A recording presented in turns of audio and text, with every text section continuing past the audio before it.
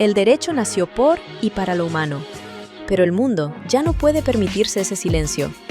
Es momento de romper las barreras del antropocentrismo. Bienvenidos a Lo Animal Importa, un espacio del Grupo de Investigación en Derecho Animal. En cada episodio, cruzaremos fronteras para dialogar con las voces más brillantes de Latinoamérica. Abogadas, académicos y activistas que están redefiniendo la justicia. Aquí no solo hablamos de leyes, cuestionamos nuestra relación con los demás animales. Lo animal importa, pensar en el derecho más allá de lo humano.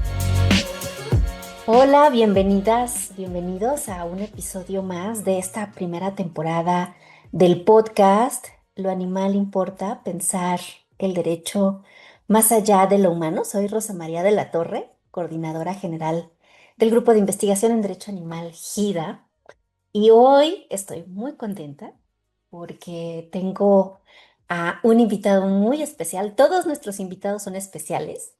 Pero este no es un secreto para nadie, que es muy especial para mí.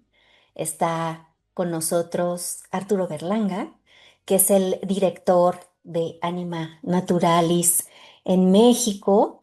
Y hoy vamos a hablar de un tema súper interesante, que es el especismo procesal.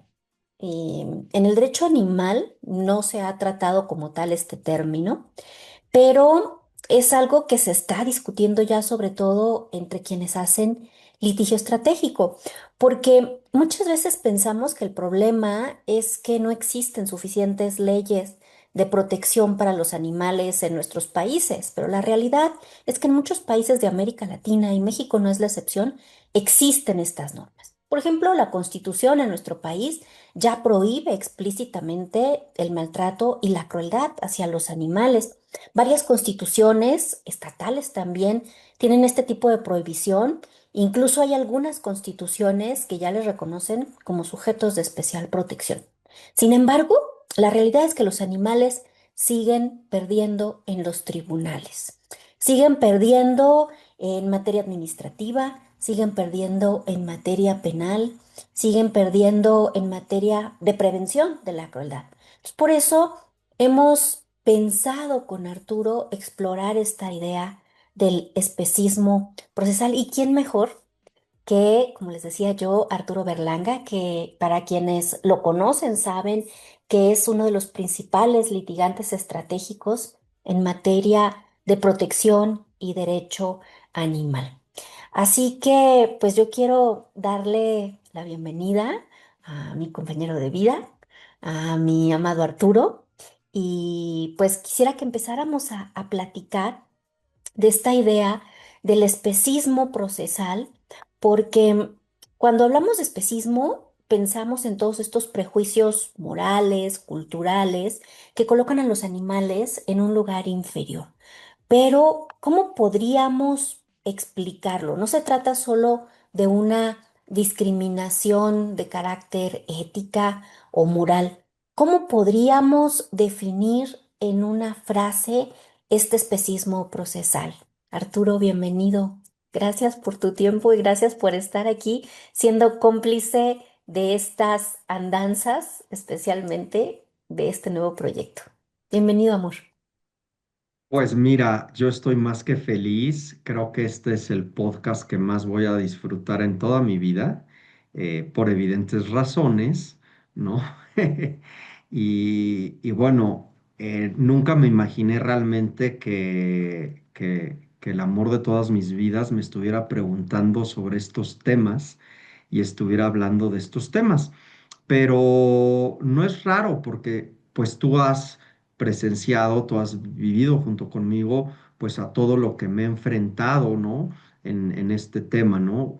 Muchas veces, como bien lo señalaste, se abordan los temas solamente cuando se habla del especismo de este sesgo moral, ético, social, pero no lo trasladamos al mundo del derecho, ¿no? Ya en la acción, el mundo de la acción. Entonces, yo estoy feliz de estar contigo, con todas las personas que van a escuchar este podcast. Y bueno, espero que sea de su agrado esta charla que vamos a tener y que les sea muy útil, sobre todo. Y nuevamente, gracias por esta experiencia, la verdad. Muchísimas gracias a ti pues por todo el trabajo que haces por los demás animales. Nos encontramos en este camino y gracias a este camino. Y tú tienes más de 10 años luchando en tribunales, peleando en tribunales para que la protección animal vaya más allá, pues, de una norma fría en blanco y negro.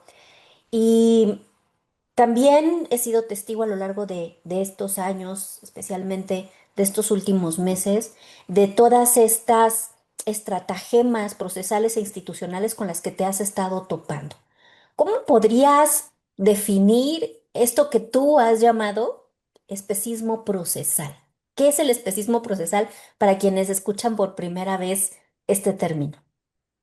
Pues mira, yo creo que simplemente lo podemos definir el especismo procesal, ¿sí? Como pues un sesgo interpretativo que condiciona la forma en la que los jueces entienden y aplican las normas de protección animal, ¿no? Básicamente empieza como una definición muy general. Sin embargo, pues bueno, si quieres ya más adelante podemos ir desmenuzando todo esto que implica el especismo procesal, entender un poco también de dónde viene, ¿sí? Qué lo origina. Y me parece que también podemos cerrar o dirigirnos a la importancia, y reitero aquí, creo que como hacia todos mis compañeros del activismo, y también tus compañeros de la academia. Creo que eso es una muy buena fusión en capacitar precisamente a los órganos jurisdiccionales, ¿no? En darle a los órganos jurisdiccionales, pues muchas de estas herramientas, tanto desde la academia como desde las necesidades del activismo, porque creo que este tema, precisamente el especismo procesal, es donde converge plenamente el trabajo que ustedes desde la academia elaboran, ¿no? Y el trabajo que nosotros los activistas tenemos que enfrentarnos después con las autoridades o con todas estas acciones. Entonces creo que ahí hay un gran puente entre justamente la academia y el activismo a través de este tóxico especismo procesal que hay. Porque lo que hemos visto, en los últimos años, bueno, es que ha habido resoluciones muy importantes de tribunales a nivel constitucional en todos nuestros países. En México no es la excepción, que reconocen la protección animal como un objetivo, ¿no?, del sistema estatal. Ha habido reformas constitucionales en México, por ejemplo, la reforma al artículo cuarto, que explícitamente ya prohíbe el maltrato y la crueldad. Tenemos penalizado el maltrato animal a nivel estatal, tenemos leyes de protección, bienestar, derechos de los animales, como se llamen. Tenemos penalizado el maltrato animal. En fin, hay una profusión de normativas y de ciertas jurisprudencias aisladas que luego hacen agua cuando se va frente a tribunales, ¿no? Hay una demanda social creciente también de que los animales sean protegidos con mayor contundencia. O sea, el derecho a nivel legislativo ha tenido avances importantes, no los que quisiéramos nosotros en su totalidad, pero ¿por qué piensas tú que el sistema judicial se sigue resistiendo a resolver esto? Planteo un caso que, bueno, tú has litigado y quienes siguen tu trayectoria saben que tu principal lucha es el combate a la tauromaquia en nuestro país. Si ya hay una norma constitucional explícita que establece la prohibición de maltratar, de tratar cruelmente a un animal, ¿por qué seguimos viendo, por ejemplo, en tribunales federales, una resistencia? ¿Por qué crees tú que es esta resistencia? ¿Es un sesgo antropocéntrico de los juzgadores? ¿Son intereses económicos? ¿Son el deseo de defender prácticas culturales, entre comillas, demasiado arraigadas? ¿O son una combinación de todas las anteriores? O sea, ¿qué crees tú que es lo que impulsa a estos jueces a actuar con este sesgo especista? Bueno, a ver, creo que la pregunta es muy, muy grande y voy a tratar de empezar como de ir desmenuzando. A ver, me parece que tenemos que empezar a definir, a distinguir los mecanismos de acción jurídica, de acción legal que hay, ¿no? Los que detonamos. Como bien lo señalas, el trabajo que se ha hecho durante muchos años, siempre lo digo, las etapas del animalismo empezaron por visibilizar, ¿no? Desde el siglo pasado era visibilizar, pues, este infierno en el que el hombre ha sometido a los animales. Después el trabajo del activismo impulsado también por la academia en lograr que el sistema jurídico legislara, ¿no? A favor de los animales. Y empezó a haber leyes, se empezó a sancionar el maltrato animal en los códigos penales. Entonces, esa fue la primera incursión en el mundo jurídico, ¿no? Y ahora nos vamos hacia la tercera etapa o una tercera fase de cómo hacemos, ¿no? Que esas normas de protección se cumplan a favor de los animales o cuando ya existen, se sancionen cuando Entonces, creo que esas son las etapas. Pero me parece que, regresando a lo que dije, tenemos que distinguir cuando accionamos el mundo del derecho, lo podemos hacer en dos diferentes vías, ¿sí? Ujú. Una es cuando accionamos el derecho para suspender, ¿no? Un daño que está sufriendo un determinado grupo de animales o un animal, ¿no? O para prevenir un daño, ¿sí? Sé que va a venir un daño inminente para este grupo determinado de animales, entonces quiero evitarlo. Y entonces acciono el derecho como medida de protección preventiva, ¿sí? Que no suceda ese daño. O si ya está sucediendo en una explotación, que se pare esa explotación, que se pare ese daño. Y el otro mecanismo de acción legal es cuando el daño ya sucedió, ¿sí? Cuando ya se cometió el daño, que básicamente estamos hablando de materia penal. Si hoy tenemos ya tipificado en todo el país, en México y en la mayoría de los países, como delito el maltrato animal, ¿no? Con diferentes modalidades y diferentes sanciones. Entonces estamos hablando de que cuando alguien va a accionar el mundo del derecho contra un daño que ya sucedió, pues se va a encontrar con un especismo procesal. Pero aquí hay una cosa interesante. Si desmenuzamos ese mecanismo de el acto que ya sucedió y denunciamos, y entonces hablamos de que buscamos hacer justicia, ¿no? Por el acto que se cometió, vamos a estar encontrándonos con problemas de especismo legislativo. O sea, el especismo procesal que nos encontramos en temas de materia penal muchas veces está siendo originado por un especismo legislativo y voy a poner el ejemplo. Los animales no son considerados víctimas. ¿Por qué? Existe una ley general de atención a víctimas, ¿sí? Pero los animales no son considerados víctimas. Entonces eso yo puedo decir que es un especismo legislativo. ¿Por qué? Porque estás discriminando a los animales no humanos, ¿no? De esta Ley General de Atención a Víctimas. Y ese especismo, Siguen siendo considerados como bienes jurídicamente protegidos. O sea, exactamente, e- el- la víctima en la mayoría de los tipos penales en México es la sociedad, es la no el sociedad, animal, ¿no? no el animal. Entonces, de ese especismo legislativo en el que estás discriminando, ¿no? Los estás discriminando al no considerarlos víctimas. Dentro del proceso se genera un especismo procesal. ¿Por qué?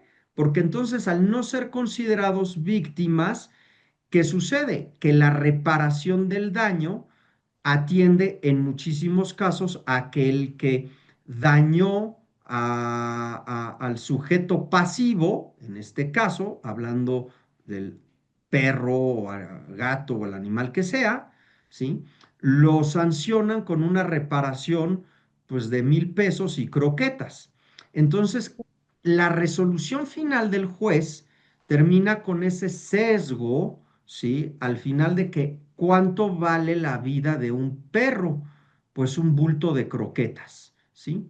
Entonces, ese especismo procesal, ¿sí? Que al final de cuentas termina por desvalorizar la vida del perro, en que es el equivalente a un bulto de croquetas, tiene como consecuencia un especismo legislativo al no ser considerado víctima.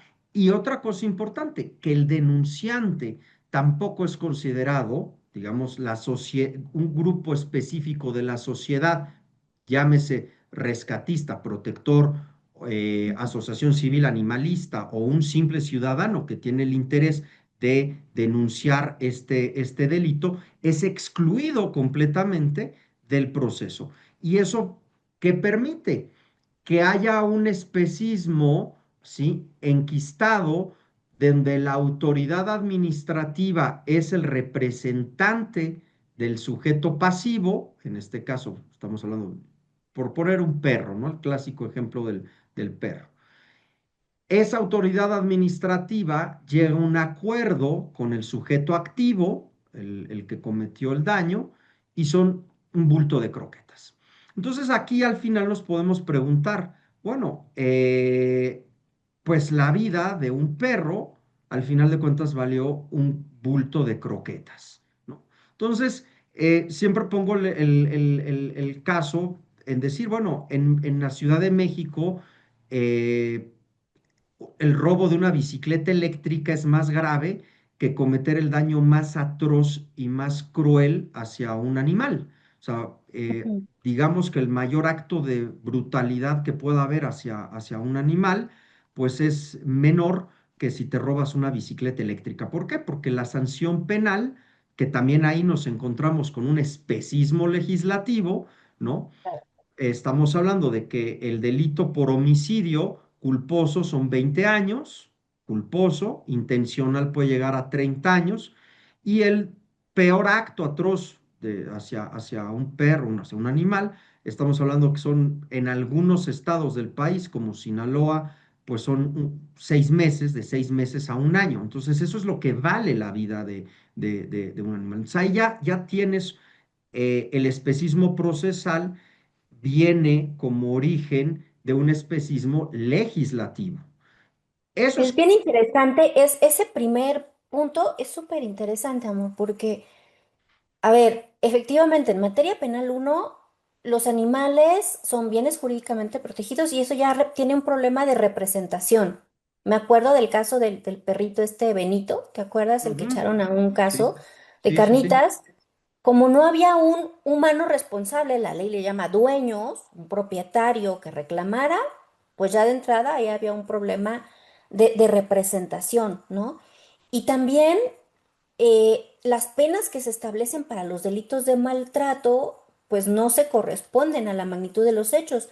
O sea, acabamos de ver hace unos días, hace un par de días, un ejemplo paradigmático de especismo procesal en la corte. El caso este famoso de Argos y Tango, ¿no? Que fue uno de los casos de maltrato animal más sonado en nuestro país. Dos perros rescatistas que fueron envenenados con todas las cargas probatorias acreditadas, ¿no? Había videos, etcétera. Se puso una pena ejemplar privativa de libertad y de reparación del daño. Y después de 5 años de litigio, llega el asunto a la corte y la corte decide bajar la pena que ya había sido dada por un juez penal, ¿no?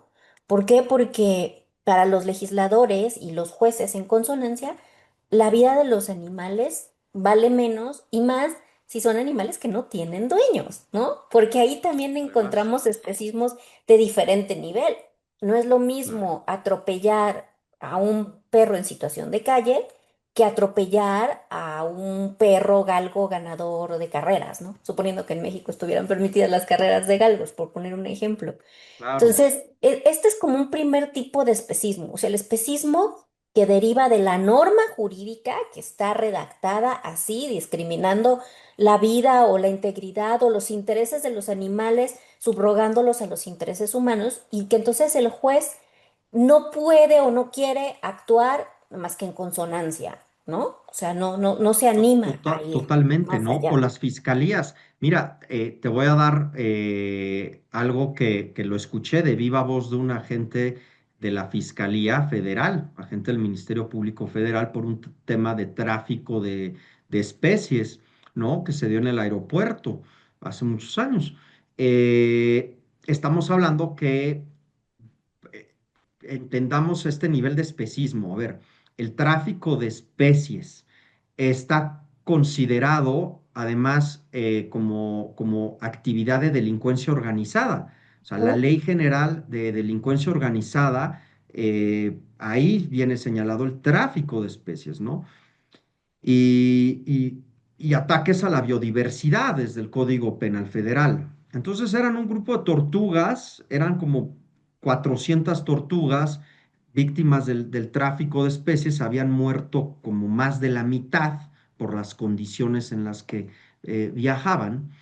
Detuvieron a estas personas y el comentario que dio el representante de la fiscalía fue, bueno, no lo podemos meter 10 años a la cárcel por unas simples tortugas.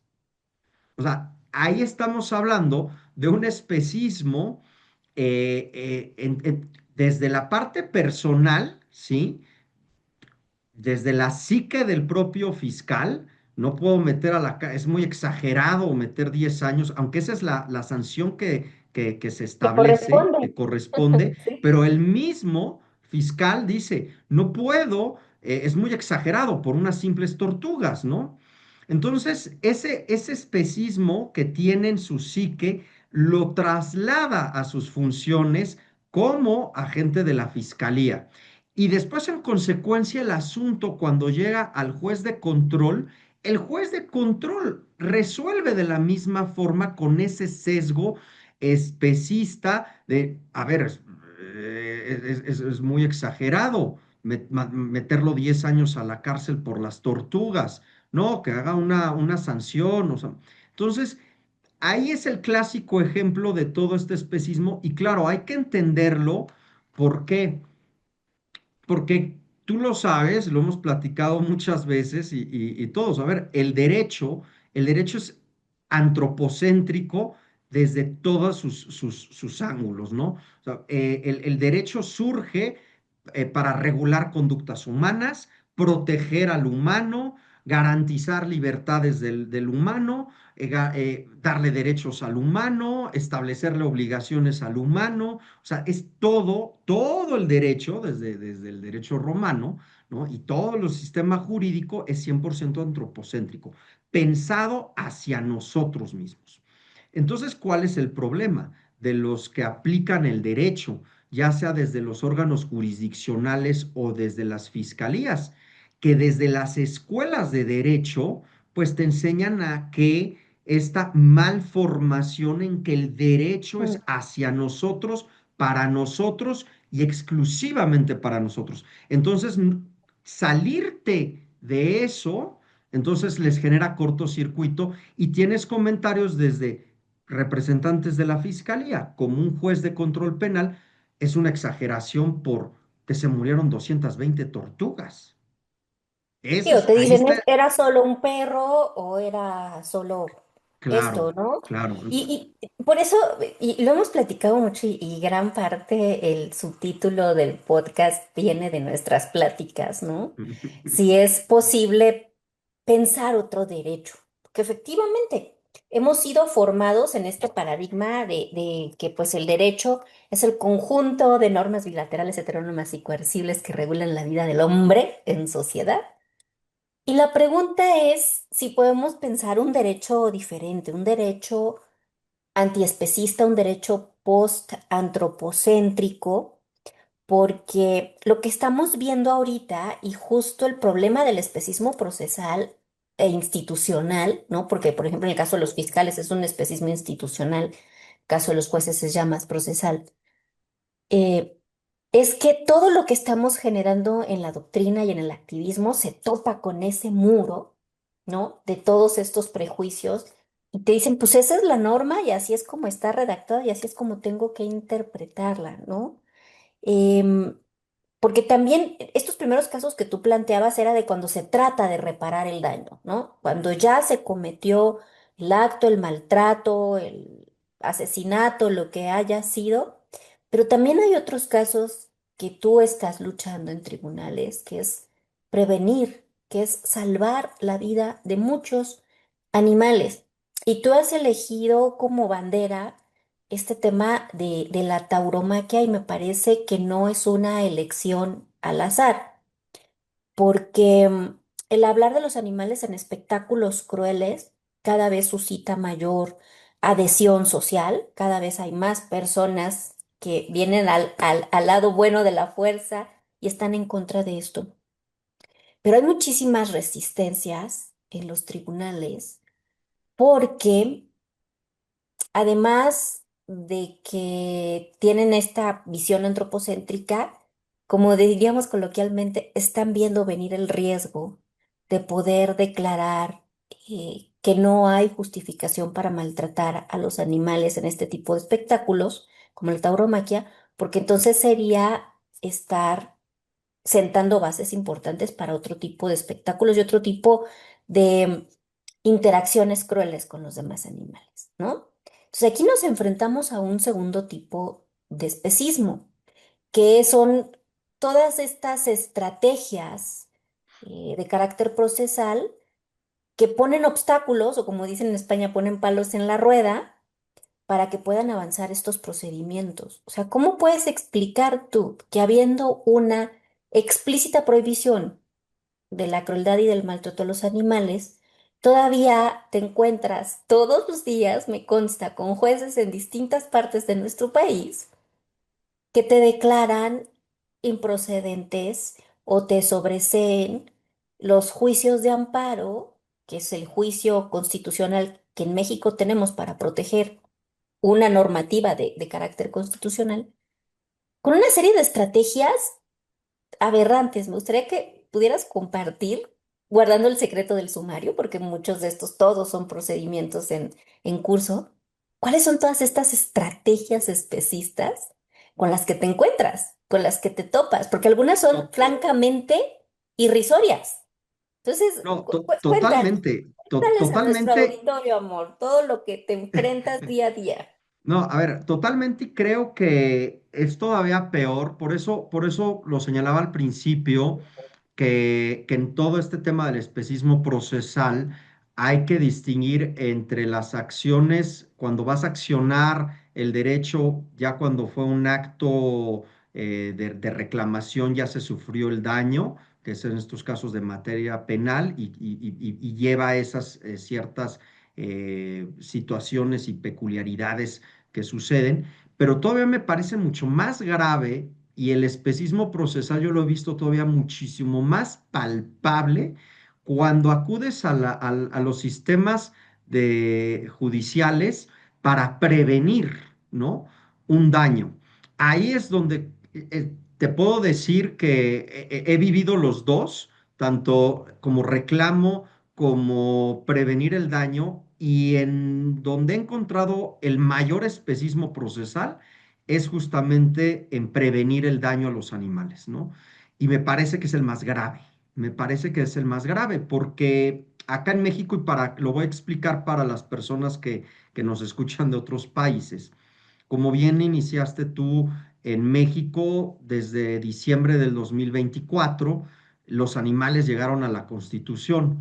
Si bien hay una prohibición del maltrato animal, que así se queda prohibido el maltrato a los animales, a mí me gusta más la segunda parte de ese artículo, del artículo cuarto, párrafo sexto, El Estado mexicano, entiéndase Estado mexicano por todos los órganos que lo forman, o sea, los poderes, empezando poderes ejecutivo, legislativo, judicial, a todos los niveles de gobierno, el Estado mexicano deberá, así lo dice, garantizar, ¿no? La protección, el buen trato, la conservación y el cuidado de los animales. O sea, hay un mandato constitucional de protección a los animales, ¿sí?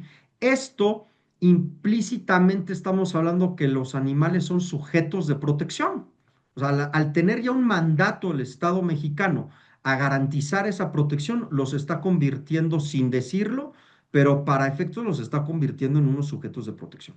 Entonces, bajo esa lógica, cuando accedes al juicio de amparo, que en muchos otros países los conocen como el habeas corpus o acción legal, pero Acción eso de es tutela en Colombia. acción de tutela en Colombia.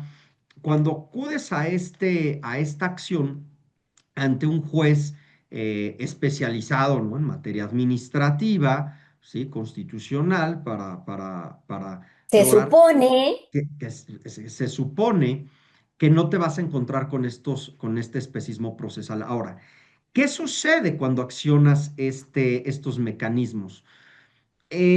Básicamente te vas a enfrentar con ellos en un sesgo, ahí empieza ese especismo procesal, en ese sesgo donde las categorías procesales, como el interés jurídico o el interés legítimo o la suspensión, que le podemos decir para que nos entiendan, las medidas cautelares o la irreparabilidad o el buen derecho, ¿sí? Que supuestamente son categorías neutras, no resultan neutras, ¿sí? Están contaminadas por ese sesgo. ¿Y aquí qué sucede? Eh, ¿Cómo opera desde el interés legítimo? Y lo voy a decir, voy a explicar en cada uno de estos casos cómo opera este especismo procesal en estas categorías dentro de estos juicios. A ver, hay un criterio, y me parece muy desafortunado desde antes de la reforma judicial y que ahora otra vez con la reforma judicial lo trae. eh, lo voy a decir de una manera muy simple. Un ciudadano común y corriente, o sea, Arturo Berlanga no como representante legal de Anima Naturalis, sino Arturo Berlanga como ciudadano, si quiero accionar la justicia a través de un juicio de amparo para prevenir un daño a un grupo determinado de animales, me van a negar la demanda, la van a desechar, no va a ser procedente. ¿Por qué? porque no tienes la representación, la Por, capacidad de por, representar. porque no acredito además un interés legítimo. O sea, esta Una frase que afectación en tu derecho propio, una ¿no? afectación, exacto. La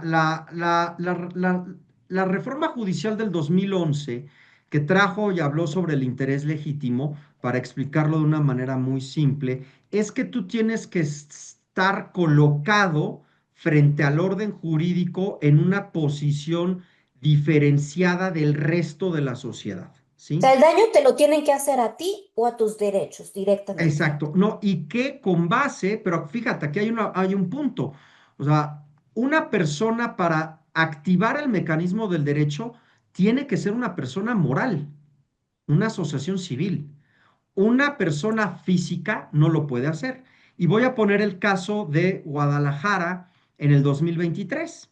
Nosotros hicimos un juicio de amparo a través de unas estudiantes de Derecho de la universidad ya en octavo semestre, voluntarias de Anima Naturalis. Ellas, en aquel entonces, hay que decirlo, no existía la prohibición constitucional del artículo cuarto. Entonces, lo único que teníamos para hacer litigios a favor de los animales, pues nos teníamos que colgar del derecho al medio ambiente sano, aunque no nos gustara a nivel teórico, pero procesalmente es lo que había. Entonces, lo diseñamos en esa manera a través de ellas por vivir precisamente en Guadalajara contra las corridas de toros de Guadalajara. Otorgan el amparo, otorgan la suspensión provisional, la medida cautelar, posteriormente otorgan la medida cautelar de forma definitiva, ¿no? Aquí el amparo, hay que decirlo, en Guadalajara no están exceptuadas en la ley de protección animal las corridas de toros, no están exceptuadas. No Sea, están. técnicamente y jurídicamente están considerados un acto de maltrato. Exacto. No hay una prohibición expresa a celebrar espectáculos taurinos, pero tampoco hay una excepción a que puedan hacerlos. O sea, simplemente la ley de protección animal en el estado de Jalisco, al igual que San Luis Potosí, Tabasco, Chihuahua y Baja California, señalan, están prohibidos los actos de maltrato, crueldad que provoquen sufrimiento a los animales. Conceden la medida cautelar, estuvieron suspendidas las corridas de toros, no pudieron hacer corridas de toros en Guadalajara casi por 10 meses. Sin embargo, la plaza de toros ingresa, se mete al juicio como terceros interesados. Y llevan este asunto en el tribunal colegiado, al resolverlo, meten un recurso de revisión, pasa a una segunda instancia superior, este tribunal colegiado, y el tribunal colegiado decide tirar la suspensión y regresan las corridas de toros. Y el argumento fue, las personas que solicitaron el juicio no son Anima Naturalis, no son la Asociación Civil Anima Naturalis, son personas físicas, estudiantes de la ciudad de Guadalajara, por lo tanto no tienen un interés legítimo para evitar que se sigan realizando corridas de toros. Entonces, ahí evidentemente nos encontramos con con un especismo procesal donde una categoría que es el interés legítimo, pues entonces permites que se sigan cometiendo actos de crueldad hacia los animales porque estas personas, nuestras voluntarias, no eran una asociación civil. Entonces, esa diferencia categórica entre solamente una asociación civil legalmente constituida y que dentro de su objeto social diga expresamente que se dedica a la protección y defensa de los derechos de los animales, sí puede acceder a la justicia en representación de los animales. Una persona, ciudadano común y corriente, que quiera proteger a los animales, no puede. ¿Por qué? Porque eso es un interés jurídico simple. Entonces, aquí nos encontramos con un criterio de un especismo procesal que genera una barrera de protección de mecanismos de protección, porque necesariamente tienes que constituirte como una asociación civil específica para ese objeto y ese fin. Entonces, solamente así puedes, según esto, acreditar el daño inminente e irreparable a tu esfera jurídica. Entonces, ahí me parece que esto es un Que gran, sigue siendo un criterio antropocéntrico, porque sigue entonces siendo es un, el interés de esa asociación y no la integridad del animal, pues cuya vida está siendo puesta exactamente. en riesgo, ¿no? ¿Por qué? Porque si tú colocas la vida del animal, ¿no? Como interés superior, da lo mismo quien accede al mecanismo de defensa de él. Si es una persona, ciudadano, persona física o una asociación civil y que además sea una asociación civil específicamente para eso. Entonces ahí volvemos a lo mismo, ya tienes en esa categoría un especismo procesal. Esa es una de las cosas que incluso a nosotros nos han tratado de objetar en Anima Naturalis, las autoridades que nosotros demandamos, incluso en un estado, en Guanajuato, ¿no? El municipio de León argumentó en su informe al juez que era improcedente la acción de amparo que nosotros presentamos porque no, fíjate, no estamos constituidos legalmente en Guanajuato y que los fundadores de la organización no viven en la ciudad de León y que por tanto, como la asociación civil no está constituida en la ciudad de Guanajuato y en el municipio de León no viven los fundadores, no tenemos un interés legítimo, ¿no? Evidentemente nosotros como organización es muy difícil que nos objeten el interés legítimo Anima Naturalis. ¿no? Por la cantidad de litigios que llevamos contra la tauromaquia en diferentes estados y que además de manera evidente, bueno, lo voy a decir, somos la organización iberoamericana más grande en la lucha contra las corridas de toros. Entonces, que le Ujú. objeten Anima Naturalis el interés legítimo contra la tauromaquia, Que pues nos dejan al resto de los mortales, ¿no? es prácticamente pues, sí, imposible, ¿no? Pero ese es el primer tema. Y creo que el segundo más reiterativo son las medidas cautelares. Y ese me Ujú. parece que es el más nocivo hacia los animales, el más pernicioso como especismo procesal. ¿Por qué? Porque en este mecanismo de estos juicios, como en todos los países, bueno, acá le llamamos suspensión del acto reclamado, pero entiéndase para todos el resto de América Latina, Iberoamérica, medida cautelar, ¿no? No lo entienden todos nuestros compañeros de otros países.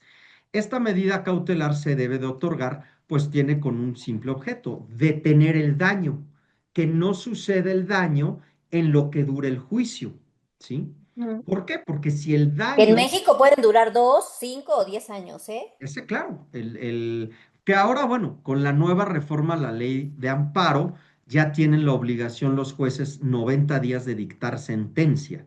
Eh, eh, ya tienen, no sé si sea bueno o malo, si son sentencias express o no, pero tiene esa peculiaridad, congelar la situación, evitar que se produzca el daño. Y tiene toda la lógica. Imagínate que pues, van a demoler una casa, yo voy, meto un juicio de amparo para evitar que la autoridad vaya a demoler mi propiedad. Entonces, en lo que dure el juicio, no pueden demoler mi propiedad.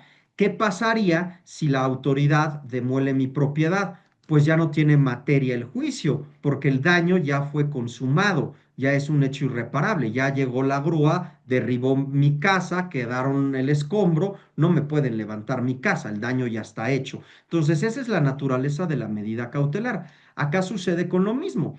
Si hablamos de los bienes jurídicamente tutelados por excelencia en el mundo del derecho, pues es el primero en la lista de todos, es la vida de cualquier ser vivo, ¿no? La vida es el bien Y una corrida de jurídicamente. toros evidentemente concluye con la pérdida de la vida de ese animal. Claro, ¿no? Pues es el bien jurídicamente tutelado, prioritario, ¿no? La vida, la integridad física, ¿sí? Ya después tienes los bienes jurídicamente tutelados, la propiedad, que eso sí pueden ser limitados, pero incluso la libertad puede ser un bien jurídicamente Ujú. tutelado que se puede privar, pero la vida, ¿no? No te la pueden privar, es un hecho de imposible reparación. Entonces, fíjate la trampa que tú has visto mis ataques luego que me dan por esto. ¿Dónde está este sesgo del especismo? Ingresas el juicio, solicitas la medida cautelar contra, en este caso, las corridas de toros, no se celebren las corridas de toros tales días. ¿Por qué? Porque implican actos de privación de la vida. O sea, Y de imposible reparación. es un hecho que a los toros los matan, los torturan y los matan. Y es un hecho, hasta ahorita ningún ser vivo regresa de la muerte. O sea, me parece que es un hecho innegable, contundente. No puedes regresar de la muerte, ¿no? O sea, puedes. Entonces, solicitas la medida cautelar y aquí vienen los argumentos especistas, ¿no? Eh, uno que ya digo, llega al colmo, ¿no? Que te conté, ¿no? La jueza, no voy a decir de qué juzgado, pero la jueza que tiene el caso en Guanajuato, ¿no? Resolvió negar la medida cautelar apelando a que se afectaría el derecho de los espectadores. Primero así lo puso. Se afectaría el derecho de los espectadores porque al no utilizar los instrumentos punzocortantes en la corrida de toros, esto desmotivaría al público a asistir al evento. O sea, Porque en ese caso ni siquiera estabas pidiendo que se suspendiera el espectáculo en sí, no, sino que no se utilizaran instrumentos torturantes para los exacto, animales. O sea, exacto. y la jueza dijo, no, O sea, porque pudo haber dicho, pues sí, que se haga, ¿no? Como en Ciudad de México, ¿no? Que se haga y que no los piquen, ni los banderillen, ni nada por el estilo, y no los maten. No, o sea, asumió esta jueza especista que lo que quiere el espectador es ver sangre. Totalmente. Y después habló del Hay interés un derecho a social. la sangre. Hay un Entonces, derecho a usar banderillas, pullas, puntillas y a ver estoques, sangre. ¿no? A ver sangre. Hay un derecho a matar a un ser vivo. O sea, lo podemos interpretar de esa forma. Tienen derecho a matar y torturar y las personas, los espectadores, tienen derecho a ver cómo torturan y matan. O sea, lo estamos diciendo de una manera muy simple, pero eso, así podemos interpretar la resolución de la jueza, ¿no? Entonces, ¿qué sucede? La vida de los 6 toros, bueno, en este caso eran más porque fueron 10 corridas, la vida de 66 toros es, o sea, no vale absolutamente nada frente a los Está por encima mecanismos, el placer morboso de ver el placer sangre. morboso. Exactamente. Y después termina con otro argumento la jueza diciendo, y no puede operar la medida cautelar porque hasta en esta etapa procesal, los terceros interesados, los organizadores del espectáculo taurino, presuntivamente tienen derechos a realizarlos, ¿no? O sea, presunción de derecho. Tiene una presunción de derecho para realizar porque tienen una licencia. Entonces, volvemos a lo mismo. La tortura y la muerte de 66 seres vivos, en este caso 66 toros, pues queda por debajo del derecho de los espectadores y de un derecho que presumiblemente tienen los organizadores. Entonces ahí O creo que sea, es un fíjate, ejemplo de a ti especismo te exigen, procesal tremendo. fíjate las dos partes. En el ejemplo anterior, a ti te exigen como Anima Naturalis o nos exigen a Gira, todo, que demostremos que tenemos un derecho propio afectado, ¿no? ¿Sí? Y en este caso, la jueza habla de presunción de derechos de los terceros perjudicados. Claro, O sea, para claro. ellos sí hay presunción o apariencia de buen derecho, dicen en Para ellos otras, sí. y para quienes defienden a los animales, no. No, y todavía aquí lo podemos llevar más allá, esta parte del especismo procesal con la medida cautelar. En este caso de Guanajuato, yo solicité, como tú bien lo sabes, yo he hecho un laboratorio judicial. O sea, llegué a la conclusión, he hecho todo un laboratorio judicial con una intención. O sea, sí, sí tiene un plan.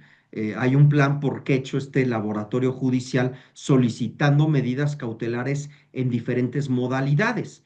En León, Guanajuato, solicité la medida cautelar a petición de parte, yo la solicité en que no se usaran los instrumentos punzocortantes. Sin embargo, en los juicios de Guadalajara, Monterrey y la ciudad de Pachuca, de 3 estados, Jalisco, Nuevo León e Hidalgo, sí, 3 estados taurinos, muy taurinos, al igual que León, solicité la medida cautelar de oficio y de plano, porque en México hay dos medidas cautelares, la de oficio y de plano que deben de decretar en automático los jueces y la otra, la que solicita el demandante.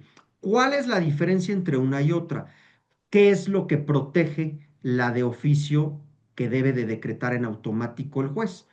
Si yo ingreso una demanda de amparo, una habeas corpus, una acción de tutela, contra un acto que importe peligro de privación de la vida, deportación, destierro, penas injustas Infamantes. y difamantes, etcétera, en automático el juez, al momento de recibir la demanda, ordena en ese mismo auto que o sea, ordena la suspensión de ese acto.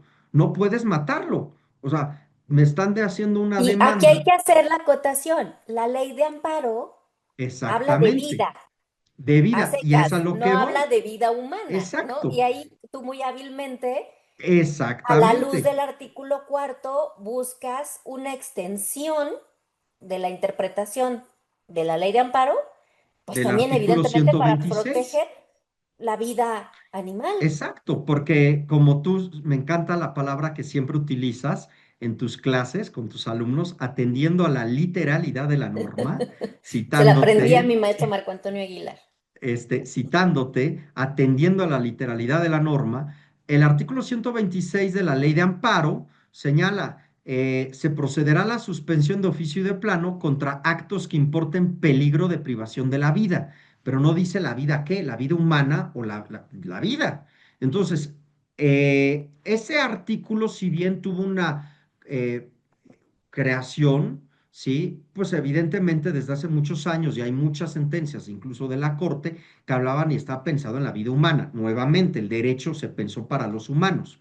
Pero a raíz del artículo cuarto constitucional que ordena al Estado mexicano garantizar la protección de los animales, en ese sentido, como por un principio de supremacía constitucional, entonces la ley de amparo, ¿sí? Que es una ley reglamentaria de otros artículos de la propia Constitución del 107, entonces la ley de amparo debiera de interpretarse a la luz de la norma suprema, que es la Tal cual. Constitución. Entonces, dirían, bueno, pues Arturo, ya no tienes problema, vamos a hacer una fiesta. ¿Por qué? Porque en los juicios te van a conceder la suspensión de oficio para parar la muerte evidente de los espectáculos taurinos. Pues no, en estos tres juicios niegan la suspensión de oficio y de plano y deciden resolver en que esta suspensión de oficio solo está pensada, diseñada y conceptualizada para los humanos.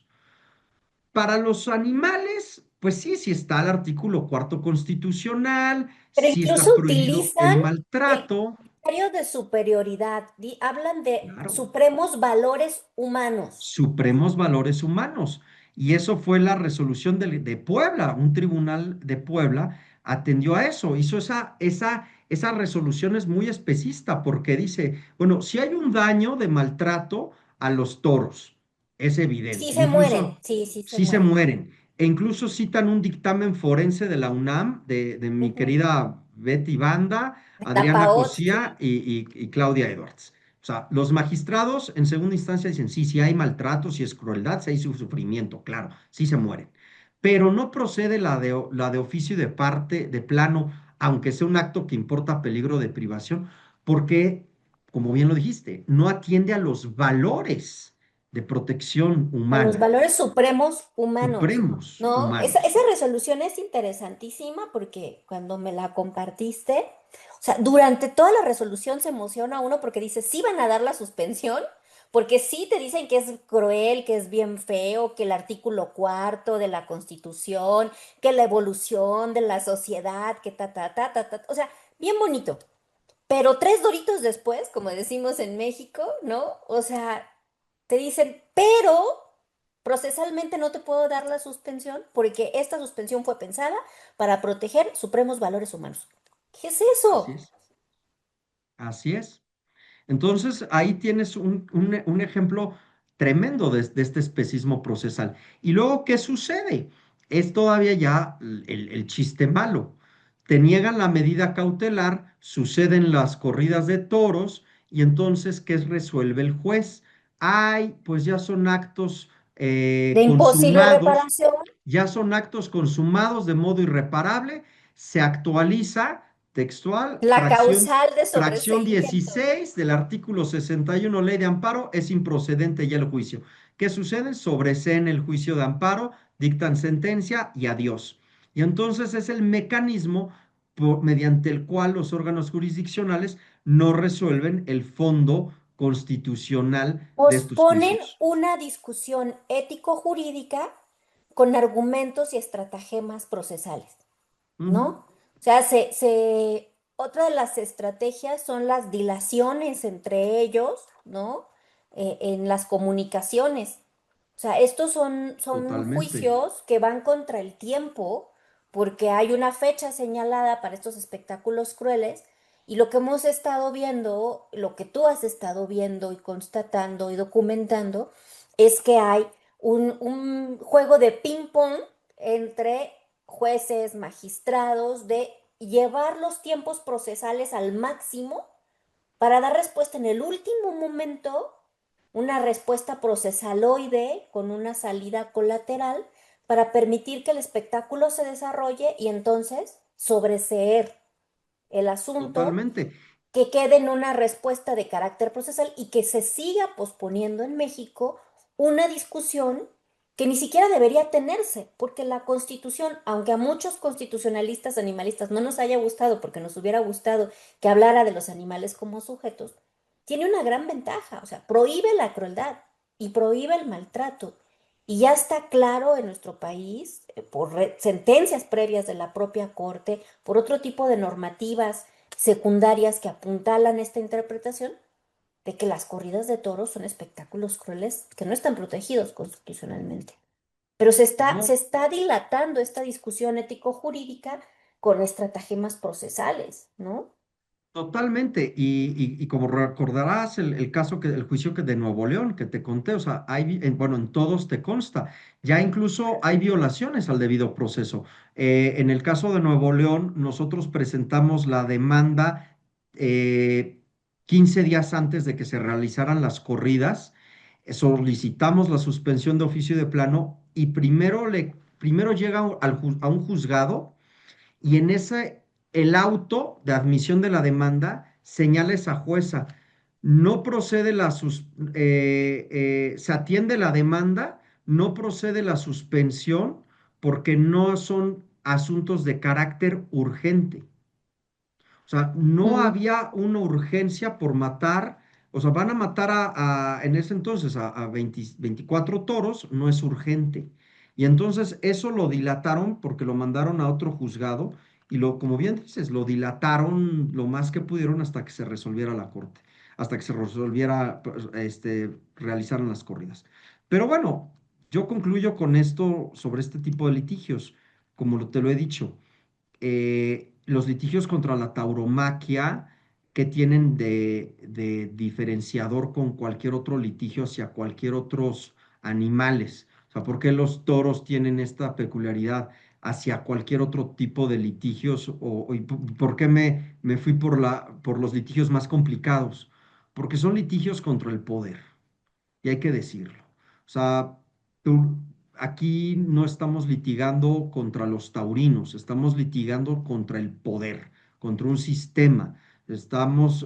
Nuestras contrapartes son los jueces, son los magistrados, son los gobernadores, son las gobernadoras, son los políticos, empresarios que hacen esa presión, son litigios contra el poder, contra un status quo y que al final de cuentas también el cambiar este modelo de paradigma, como tú también dices, cambiar el sistema a la luz de ver cómo van a ver al resto de los animales, ¿sí? Porque lo que sucedió en México, sí hubo una suspensión de oficio y de plano de manera inmediata para un caso de una perrita allá en Michoacán, que yo lo celebro, ¿no? Lobita, Lo pero viste. podemos dimensionarlo a esta perrita la iban a sacar del hospital, se mete una acción legal porque sacarla del hospital, que es una perrita comunal, que Ujú. vive ahí, le Comunitaria. dan en las áreas comunes, la alimentan el personal médico,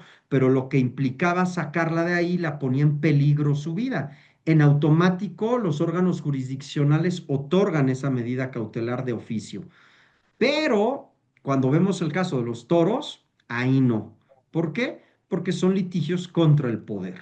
Entonces, y se respaldan pues en un especismo procesal, evidentemente en todas las fases. Y que tiene fundamento también en un especismo ideológico, porque evidentemente los animales en compañía no son más cercanos. Pobrecita la perrita, ¿no? Que no la saquen. Digo, qué bueno. Y de nuevo felicitamos a Fanny Rodríguez y hacemos anuncio. Si quieren conocer el caso de Lobita, pueden ir al primer episodio de este podcast. Ahí está Fanny Rodríguez platicando precisamente el caso de Lobita. Pero si se tratara de toros, ¿no? Hace poco platicábamos otro caso de especismo, ¿no? Institucional, en este caso no procesal. Hemos visto en redes en los últimos días cómo se le ha dado mucho vuelo al rescate de unos perros Beagles en Wisconsin, de un laboratorio, ¿no? sea, a mí me gustó mucho un reel que salía, ¿no? Un cuate diciendo, no, esos animalistas son unos radicales porque van a ir a liberar a una granja a unos pollos y son unos criminales y no sé qué. Y cuando ven que está sacando un perro, dicen, oh, no, está sacando perros, no, son rescatistas de animales y pobres perritos. O sea, ¿por qué es impensable institucionalmente pensar visionar siquiera a un perro en un laboratorio? ¿Y por qué nos preocupamos igual por las ratas? ¿No? Porque es fácil que una jueza, como la jueza cuarta de distrito aquí en Michoacán, sí le dé una suspensión de oficio a Lobita, porque se la dio a Lobita, porque el amparo se presentó en representación de Lobita, ¿y por qué no a los toros? ¿No? Por este prejuicio.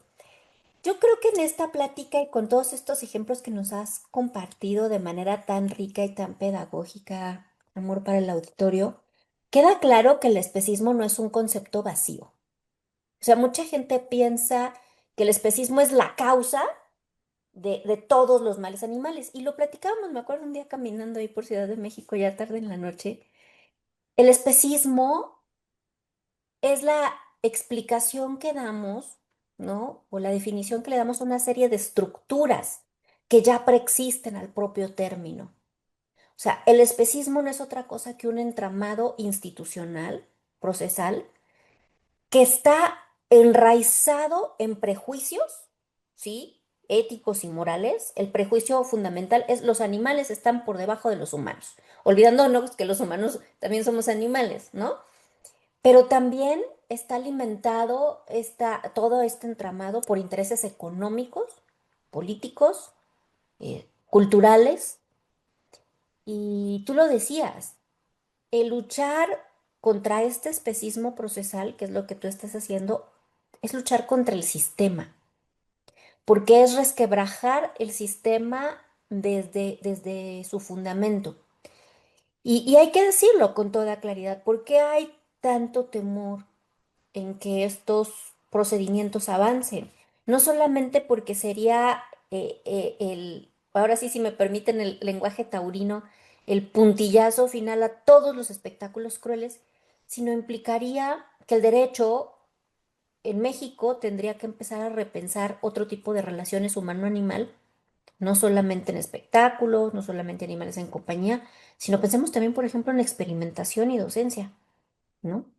Entonces, hay una fuerte resistencia porque implica bajarnos de ese pedestal del que habla esta jueza de los supremos valores humanos, ¿no?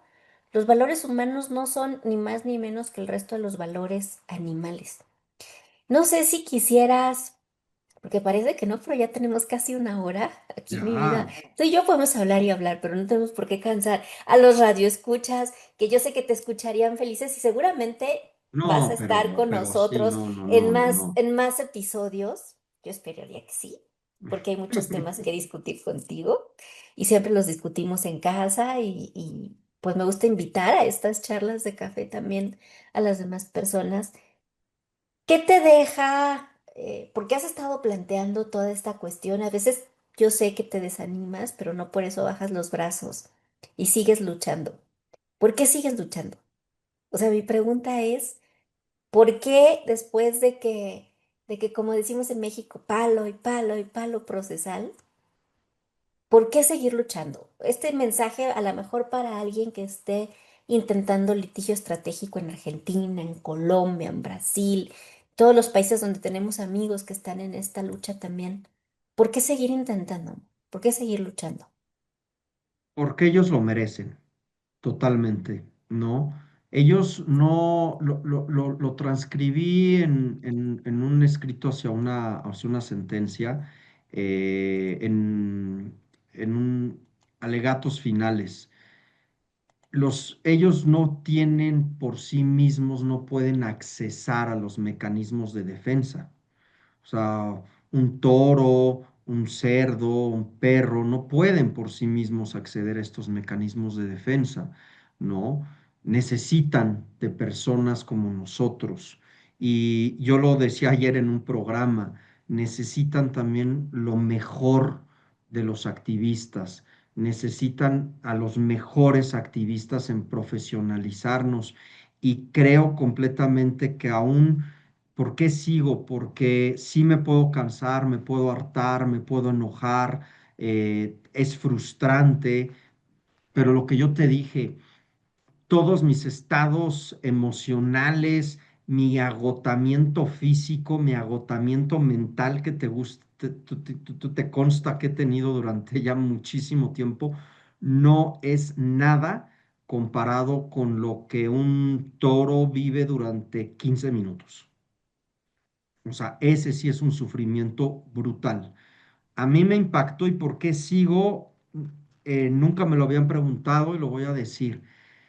Siempre lo vi las corridas de toros como un acto de extrema crueldad porque es el único evento en el que un grupo de personas se reúnen, le llaman fiesta para ver cómo torturan y masacran durante 16, 20 minutos a un animal y lo celebran. No se reúnen un grupo de personas alrededor de un matadero para ver cómo matan a las gallinas o a las vacas. No se reúnen un grupo de personas o los científicos que están experimentando con las ratas no están haciendo una fiesta, bebiendo y celebrando, ni tampoco en la industria de la moda.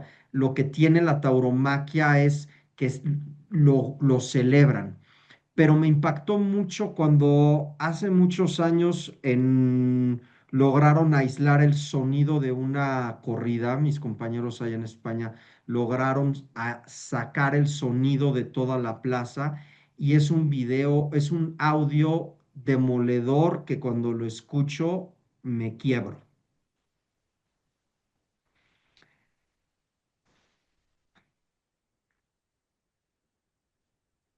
Porque lo que Y se puede recordarlo, escuchar es al animal gritando por su vida. claro, y recordarlo me hace quebrarme. Mm.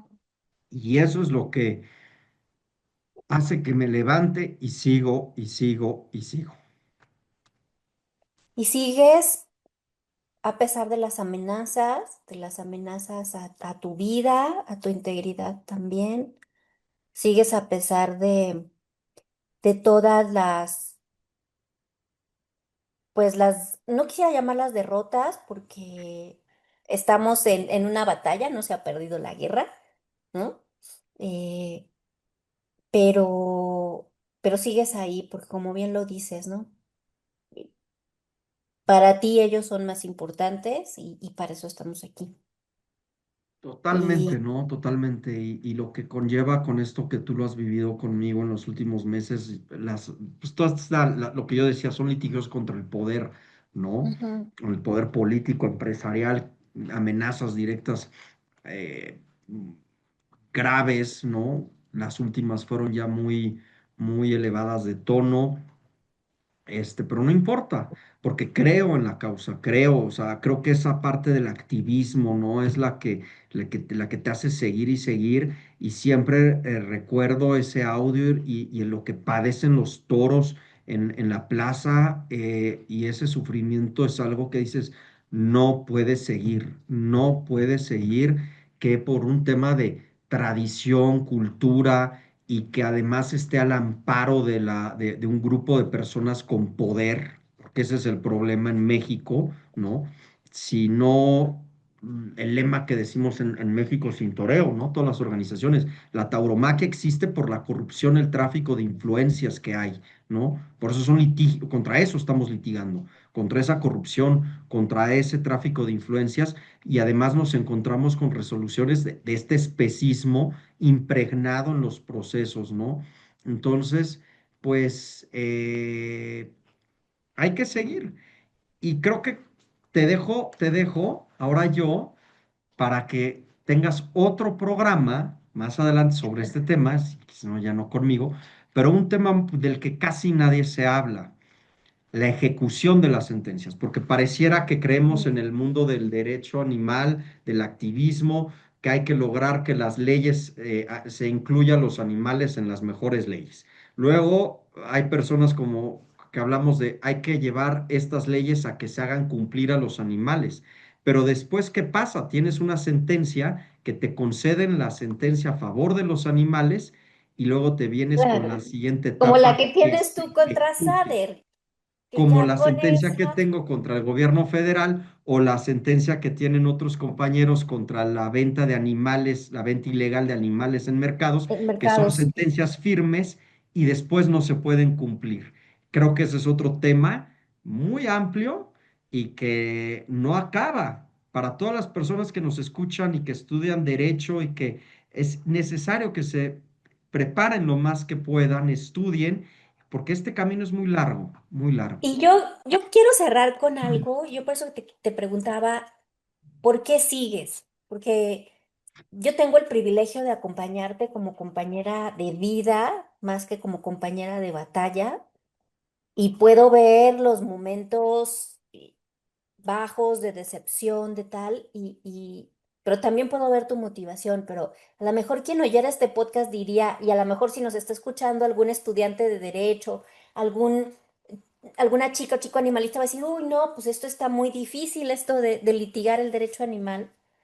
Yo quisiera dejarles con el mensaje de que se están haciendo cambios importantes, que los derechos, la lucha por los derechos siempre ha sido una lucha larga, ardua, agridulce, pero que los derechos, por ahí hay una frase que a mí me gusta mucho, dice, los derechos no te los regalan, hay que conquistarlos. Y los demás animales por sí mismos no pueden luchar estas batallas.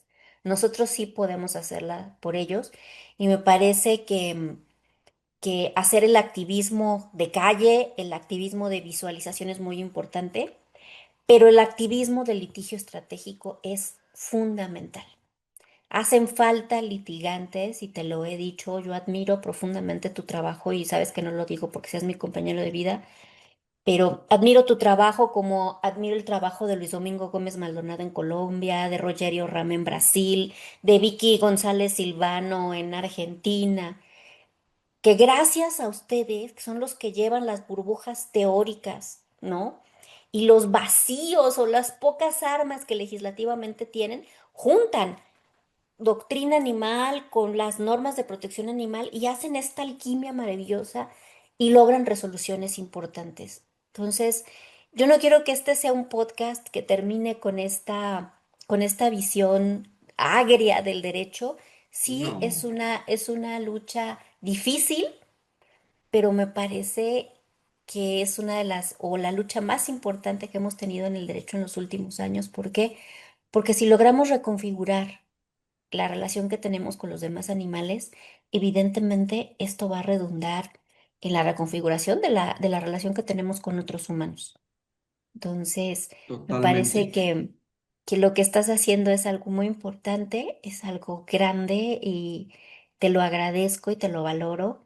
Y muchas gracias por tu tiempo hoy aquí, muchas gracias por tu trabajo y por ser inspiración de muchos, porque eres inspiración de muchas y de muchos y gracias por todo lo que haces.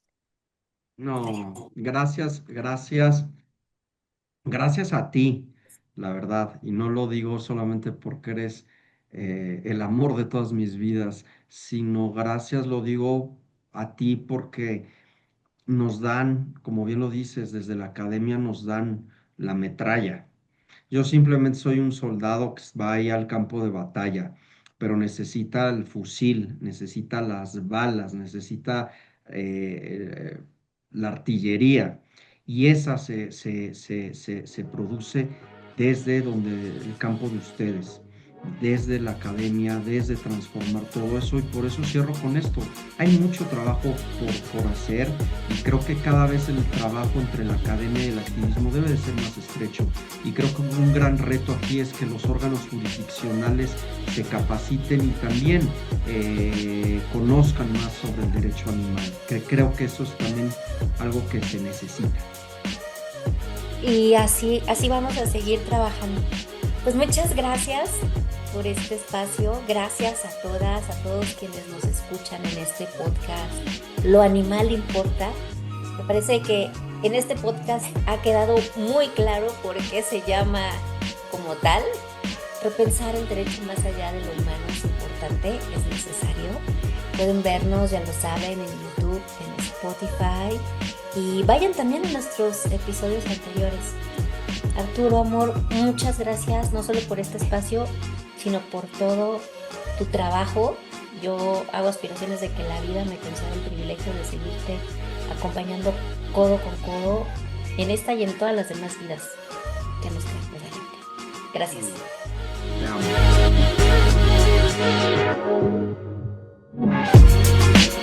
HIDA es el grupo de investigación en derecho animal más importante de Latinoamérica. Dirección y voz, Rosa María de la Torre. Coordinación de invitados, Brenda Yesenia Olalde. Producción, César Guillén. Apoyo, Dimitri Cacho y Esperanza Torres. Además, agradecemos el aporte y apoyo de todos los investigadores de Grupo HIDA.